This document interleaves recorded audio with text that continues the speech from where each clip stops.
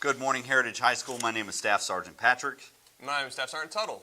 And we are the United States Army recruiters in Rogers, Arkansas. And this morning we will be walking you through your ASVAB scores. Everyone first needs to have their ASVAB summary results sheet that looks like this in front of them, and also their Chromebook. Once you get to that point, we need you to log on to www.asvabprogram.com, and that's ASVABprogram.com. Once you're there, you will go to the top right corner and click Login using the access code found on your answer sheet in the bottom right hand corner. Also, students, as a reminder, the ASVAB was a skills test, and it tested your skills against the peers nationwide. So the scores that are on that test are 50 is a good percentile. It means you're on track. Anything lower than a 50 means you need improvement in that area, and anything above 50 means that you have excelled in that area. So it's not necessarily a pass or fail test. All right. All right. So then once you get signed on, click on Review Your ASVAB Scores. Once you do that, you'll see a date that pop-ups. Make sure the date is correct. It corresponds with what's on your paper. Then click on Learn More button to understand your ASVAB scores. So when y'all see the scores, it may look like a bunch of numbers to you guys, but they mean something to us and to you. So then you'll get a following pop-up box that will explain the career exploration, scores, and how they can be used to help find a job that interests you. And once that pops up, click OK, and it'll go over your verbal skills, your math skills, and your science and technical skills. It'll go more in depth onto what each score means and where you're at. Check out the scores. Click on Learn More buttons to understand the standard and percentile scores and score bands. The following pop-ups will explain the standard and percentile score bands. So take time, look at that. There should be like 3 boxes, I believe. So just kind of go through it and see what they mean. And then once you do that, select more about your composite scores. And they'll go over more. There'll be 4 subjects there. There'll be general science, or reasoning, word knowledge, and paragraph comprehension. That's how your base score is made up, your AFQT, and we'll go over that more throughout this ASVAB walkthrough. Yeah, thanks. So this will click you over to the new site called Careers in the Military. It will show you your scores and how you can help you in each of the different branches of service. So each branch of service goes off different scoring. Once you click on it, there'll be 5 boxes that populate on your screen, and as you see, like I said, we all use different scoring. We all look for different things per branch. And once you see these boxes, you can click on one and save it to your portfolio. That way you can go back and review it later. That way, once you go through more of this career exploring or this ASVAB, what's it called? Exploring? ASVAB what? Walkthrough. Then you can see what kind of jobs you may qualify for in the military or on civilian side. Then lastly, check your AFQT. Your AFQT is located right here in the far, I guess that would be your left-hand middle of the page.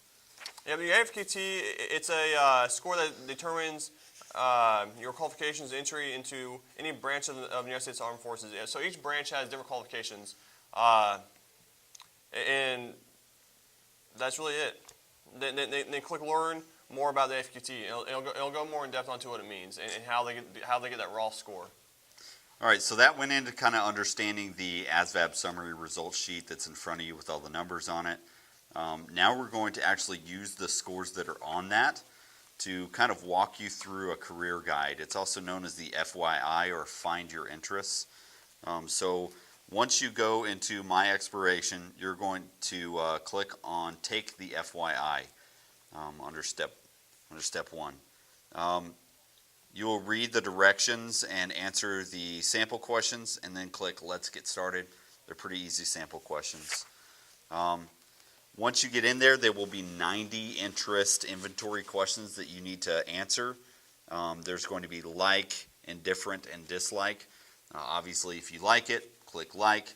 If you don't know anything about it or you've never even thought about it, then you're going to click indifferent. If you immediately read it and you're like, no, I don't want to do that at all, hit dislike. You select your gender at this step, so please select the drop downs for male or female. That gives you real life statistics based on what's going on and trends for males and females in the career workplace. Then once you hit next, then you select the combined gender specific score option. Then click start exploring. Now you guys will see on the screen there's 6 different what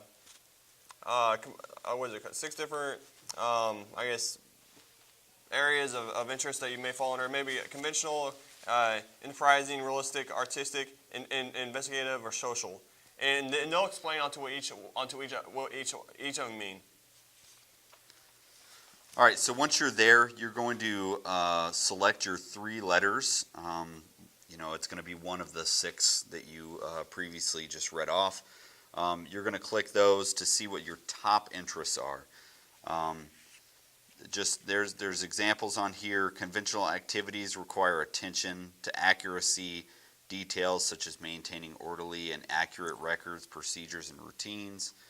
So that's just an example of conventional. So when you find out what your top interests are, that gives you a 3-letter code.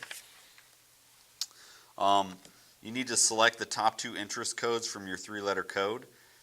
You have a choice to choose STEM careers. You can choose bright outlook careers, and you can also choose green careers.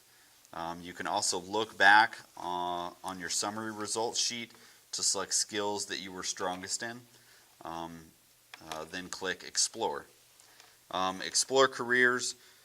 You guys can select any of numerous jobs by clicking on the name of the job, and it kind of gives you some drop-down information. Once you've selected a job, you can read all the details about it, including the information about what level of degree that you would require to be competitive in that job, because we all know the job market is competitive. So it's difficult to get into careers unless you have the right accreditation. They can click on, you guys can click on college info to find out what colleges in the U.S. or your state that offers a degree relevant to that career. Once you select a college, you can search by state to narrow your choices down. Clicking back to the previous page, you can look at employment statistics to find out how much money you would make, which is a good thing. You want to know how much money you make in certain states, and if some states are lower or higher as far as earning in that particular job field, and the estimated number of jobs that are open in that particular state. When you guys click on the More Details app, it'll show you the employment outlook for that job field, so whether or not they'll be hiring in the next 5-10 years.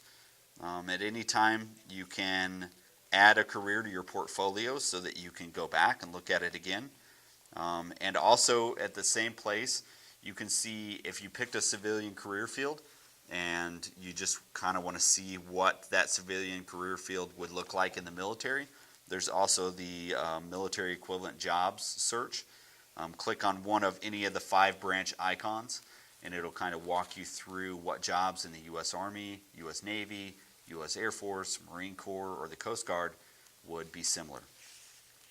All right, then it will take you to Careers in the Military website.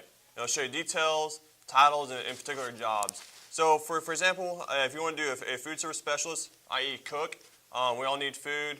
Cooking's not a bad job. If you like cooking, then that's good. But yeah, so it'll show you what interests you need, what are kind of go along with the food specialist job, realistic and conventional. Now it says skills importance is math, verbal, and science. So it gives you a breakdown into what this job goes along with what y'all just find out who you are by y'all's interest. Then they'll have drop downs. They'll say what do they do, training provided, work environment, find the job. So there's tabs you can click. It kind of gives you insight and job scope onto what that job does. Then the plus sign expands. Yeah, I went over that. All right, so what training does military provide? And like I said, click on those. This is what they do. It'll go into detailed info about training and so forth, so on. And good. Okay, so what Sergeant Tuttle said, it'll show you what training the military provides. So if you decide to go the military route first before you go the college route or into the workplace route, it'll show you what training the military will give you to kind of prepare you for that follow-on job. And you can click on each one of the individual service branch designators on here to see your score, the way the Army would look at it, or the way the Air Force would look at it, the way the Marines would look at it, Navy and Coast Guard as well. Because we all score the ASVAB a little bit differently, and we're actually looking for different types of assignments. Once you finish that, you've pretty much completed the walkthrough on the FYI, but keep that three-letter code in mind because you will need it for our next website, which is us going on to ONET, and your ONET Careers Explorer will look kind of like this website here. It is you just go to www.onetonline.org.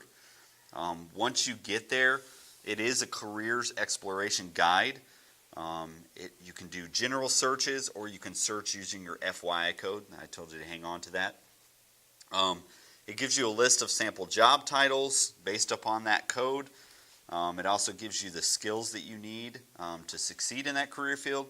It gives you the abilities to, it shows you what abilities you need to acquire either through college education or technical degrees. Excuse me. It also gives you the activities you can expect daily at that job. You can do state searches. You can see Department of Labor statistics and reports. And you can also watch little snippet videos of each job to kind of help you plan for your future. And that covers ONET. And now we can go on to the College Board. That's Sergeant Tuttle. All right, so the College Board, it's a website that breaks down different colleges that you can attend, and it goes. So the website is collegeboard.org, collegeboard.org. Man, that's a tongue tire. But if you go there, you type in on the search top right hand side onto what kind of career you're looking at. Then once you click there, they'll have a pop-up window. You click on the title, say agriculture science, whatever the case may be. They'll tell you what college you can attend, out-of-state or in-state, how much it'll cost for tuition, how much you'll get paid for a salary, what you need to do to start prepping now for that college, like in school, scholarships. Then I'll tell you like how long the average person stays in that school, if they're a 6-year bachelor guy or a 4-year bachelor guy, or if they return after their freshman year. So it gets over statistics and how much the schooling will cost and so forth and so on. It's a great tool to have. That way, if you plan on college, you can use the website and just kind of see where you want to go and what interests you may have and what they can do for you at that school. So a great website. Yeah, and as a college student myself, it's definitely important for you to figure out if students stay in for the long haul and just knock out all 4 years together to get their bachelor's, or whether they piecemeal it together and they go to a community college and then they transfer to a 4-year university. That is all information that is helpful to you because it kind of will help set you on the right path to see, hey, look, these guys who went here first and then went here, they did it all in one string and were able to be successful. Or, it shows a trend here where somebody started school at a 4-year university and then realized it was too much for them and had to go back to a smaller school like a state college. So education is education. Look for it in trade schools. Look for it in job experience. Look for it in universities. Look for it in the U.S. military. As far as what the United States military can offer you as far as college is concerned, we'll go into that just a little bit. We have a lot of different scholarship opportunities like the Montgomery GI Bill, the post 9/11 GI Bill, and those get anywhere from $65,000 up to $140,000 depending on the school that you go to. We also have tuition assistance every year, which is $4,500. We have different scholarships that you can apply for only as a service member. Most schools are yellow ribbon supporting schools, which means they'll lower their tuition costs for us. So these are all amazing programs that I utilize to help me go to school for free. So if you're interested in those, seek out me and Sergeant Tuttle. either while we're here at the school, go to the counselor's office and tell your counselor that you'd like to talk to a military recruiter. You can get in touch with us. Other than that, that pretty much sums up the ASVAB interp. Hopefully you guys got something from it. And if you want more information, please let us know. I think that's it. All right. Thank you very much and have a great day. Okay. So I'm gonna have to be careful because there's a spider, and I don't know what kind it is. Sweet. I'll kill it. It's on the thing right there on the tripod. Where's- It just jumped. Where's the stop?